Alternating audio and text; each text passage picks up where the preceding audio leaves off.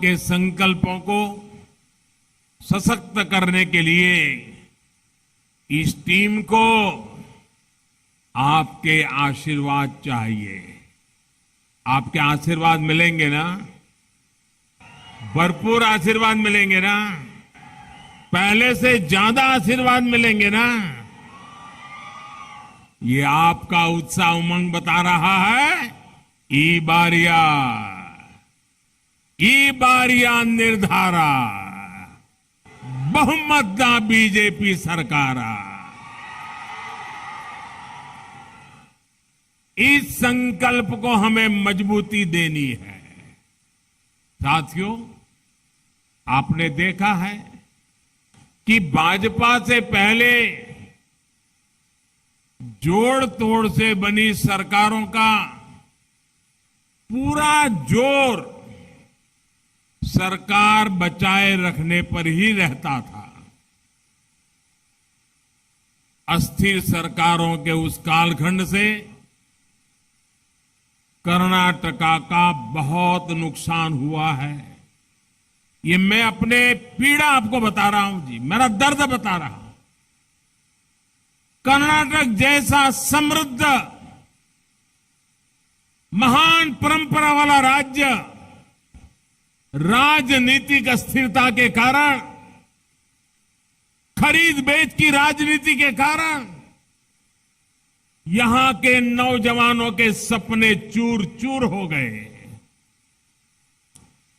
और इसलिए कर्नाटका को सबसे पहली जरूरत है वो एक स्थिर राजनीतिक दल, एक मजबूत बहुमत वाली सरकार, पूर्ण बहुमत वाली सरकार। कर्नाटका को विकास की नई ऊंचाइयों पर ले जाने के लिए भाजपा ही एक स्थिर और मजबूत सरकार दे सकती है। साथियों, भगवान बसवेश्वर हमारी आस्था के केंद्र में है। उन्होंने ऐसे कालखंड में मानवता को लोकतंत्र और सामाजिक न्याय का रास्ता दिखाया, जब चारों तरफ इन मूल्यों के प्रति अंधकार दिखता था। साल 2014 में जब आपने हमें सेवा का अवसर दिया, तब भी देश में भ्रष्टाचार की, हिंसा और अराजकता का चारों तरफ अंधकार ही अंधकार था। पिछले 9 वर्षों में भगवान बसवन्ना की सीख पर चलते हुए हमने सबका साथ, सबका विकास पर बल दिया। आप याद कीजिए, कांग्रेस के करप्शन काल में गरीब, दलित, वंचित, पिछड़े, आदिवासी, हर कोई अपने हक से वंचित था। सस्ते राशन की योजना लंबे समय से हमारे देश में थी, लेकिन कांग्रेस के करप्शन काल में लाभार्थी को राशन, गरीब के पेट का राशन, वो भी पूरा नहीं मिलता था। इस अन्याय का सबसे बड़ा भुक्तभोगी हमारे एससी, एसटी, ओबीसी, ई समाज के हमारे भाई बहन इसके भुक्तभोगी थे। डबल इंजन सरकार ने इस अन्याय को दूर किया। आज कर्नाटका के लाखों परिवारों को पूरा राशन मिल रहा है, मुफ्त राशन मिल रहा है। साथियों, कांग्रेस के करप्शन काल में गरीबों के घर तक में घोटाले ही घोटाले होते थे। इसका बहुत बड़ा नुकसान भी हमारे दलित, आदिवासी, पिछड़े, एससी, एसटी, ओबीसी इन समाज के लोगों को उठाना पड़ा। इस अन्याय को दूर करने के लिए हमारी सरकार ने कर्नाटका के गरीबों के लिए 7 लाख घर स्वीकृत किए हैं और ये काम तेज गति से चल रहा है।